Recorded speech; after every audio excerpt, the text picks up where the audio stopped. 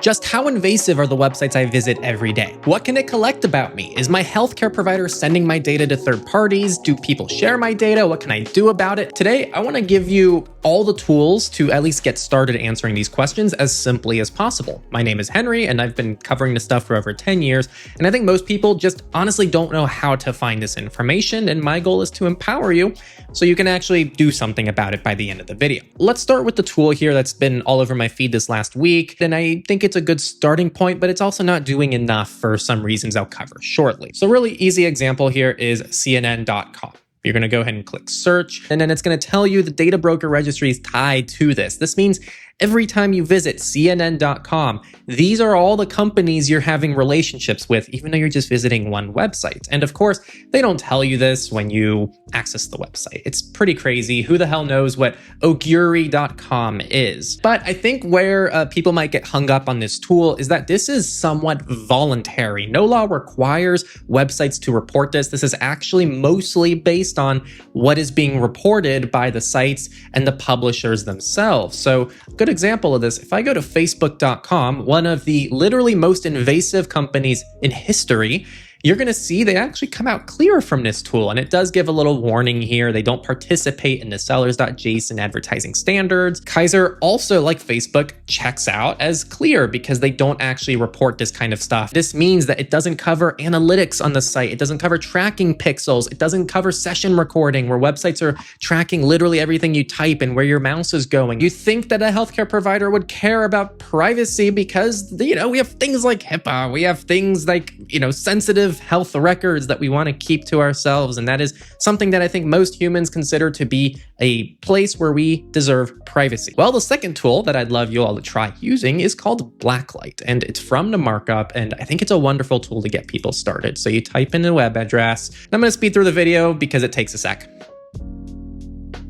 It's going to tell you, oh, look, we have 4 ad trackers found on this site, including some from Adobe. We have third-party cookies found on this site. It could be monitoring your keystrokes and mouse clicks because they use quantum metrics. We also found them capturing user keystrokes, which means that if you type something into a field on the website, like an email that maybe isn't the right email or your password, it's possible they're collecting that kind of stuff. So they do talk about the ad companies that the website interacted with, which include Adobe, Alphabet, which is Google, and New Relic. So even a healthcare provider is sending some data to big tech companies, and the other tool didn't really say that. I think BLACKLIGHT is a much more useful tool to actually see what's currently live on the website right now using their systems. But kind of like DECRYPTADS, funny enough, if you run the facebook.com domain through BLACKLIGHT, it also comes back clean, which is why the third tool is pretty helpful. If you're comfortable visiting a website, I recommend visiting a website yourself. And if you use any kind of ad blocker, it can be uBlock Origin, it can be Ghostery, it can be AdGuard,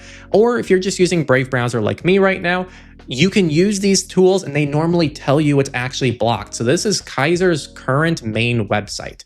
And if I go here, it's going to tell me, oh, look, those are the Adobe trackers from earlier. And we have Kaiser's own analytics that they run. They have the Google Maps APIs, which I assume is what was flagged as something from Alphabet. We also have some Qualtrics stuff that I don't think was flagged down here. Qualtrics is another company. I want to be very clear here, guys, that websites that have 0 trackers are quite rare. And I don't think that every tracker on the internet is a bad thing, right? Some of these could be legitimately useful. But when you have 14 trackers and ads running on a website that's a healthcare website, it should make you ask questions about what are these things actually doing? How is it handling your data in a sensitive way? And I'll show on screen here situations where it turns out very private, sensitive health information was sent to big tech companies, including things like health conditions, mental health issues, because of this kind of lack of transparency. I think a realistic, practical use case for these tools is when you're shopping around for something. If you're looking for a new healthcare provider, see which one respects your privacy a little bit better than another one. In my anecdotal experience, there's actually a lot of nice overlaps when a company truly cares about building a nice site that respects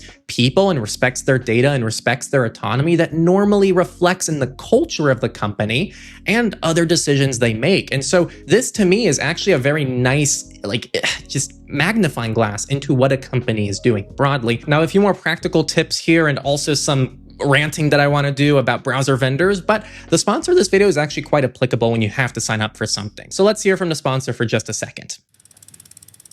Quick one, go into your email inbox right now and type in unsubscribe. However many hundreds or thousands of results you just got, that's how many companies have your real email address. So the moment any of them gets breached or quietly sells you out, it's your real inbox eating the spam, the trackers, and the hackers forever. Ad.io is designed to fix this entire problem. The whole idea is you stop giving out your real email address and instead hand every single site its own alias that just forwards to the inbox you already have. Think like Apple Hide My Email, except it's open source and you can bring it to any email inbox. And my favorite part is that once you get all your accounts using an email alias, you can always swap the email provider behind the scenes, like moving from Gmail to a private email provider without needing to update every single account's email. And it's possible because you're really just putting Addy in front of your email. It's like your email bodyguard. This also offers a lot of protection. If a site starts to spam you, or you show up in a data breach, or you realize they sold your data because that one specific alias suddenly started getting junk, you just deactivate the alias. It's fully open source, so you're not trusting a black box, and you can even self-host the entire thing if you're that kind of person, which I know many of you are. It's on F-Droid. There are browser extensions and mobile apps, so you can spin up a fresh alias right as you're signing up for something. And if you want to go all in, you can even use it with your own custom alias. It's free to start, and they have a crazy generous free plan to get started. Visit Ad.io or just check them out down in the description. And thank you guys for sponsoring us. Now back to the video. In terms of what you can realistically do today, I think just moving to a browser like Brave or using an ad blocker in your current browser is not just about protection because it will block most of this crap. It's also about visibility and education. I did an interview with the Ghostery CEO, which you guys can listen to if you want. And that's a huge focus for them specifically, is actually making it a little bit more tangible for regular people, especially what they're specifically blocking. It's an educational tool just as much as it is a protection. There's so many villains here that cause this problem to happen. We obviously have the third-party data brokers themselves. Like, the entire overall industry here is these people secretly running on websites and collecting sensitive information about people and just kind of like, you know, hoping nothing ever happens. They literally collect your geolocation, identifiers, your contact information, your network activity, your device information, sensitive personal information, and this is just what's being like consciously reported by CNN and these companies. Shame on these companies. I think this industry needs to go,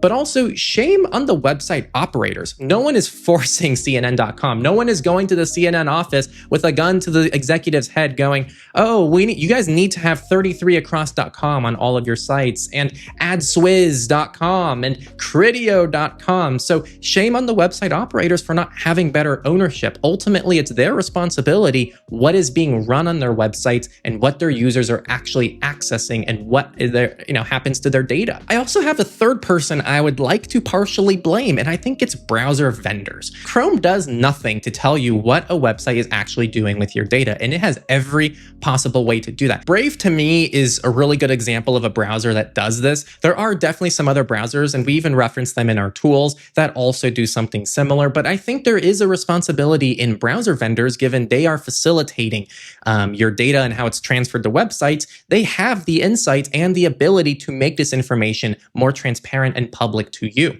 And so I think Google choosing not to do something like this is a pretty intentional choice on their end. But luckily, you can get an extension and still get that visibility even in Google Chrome. So get some of these tools, get involved, get other people you know using some of these tools. I have no relationship to the tools I showed you except the sponsor, which is also a wonderful open source tool, which is great for aliasing emails. So also check out the sponsor Ad.io down in the description, and let these tools empower you to help make good choices for yourself and the loved ones in your life. And if you want to keep up with this stuff as it changes and as things develop, check out the Surveillance Report newsletter. It's this free thing I put out every single week. It's a 5-minute read. There's no spam. It's really just a way for me to keep you all updated on what's going on in this crazy world of privacy, security, and digital rights. Thank you all for watching, and I'll see you next time on Techlore.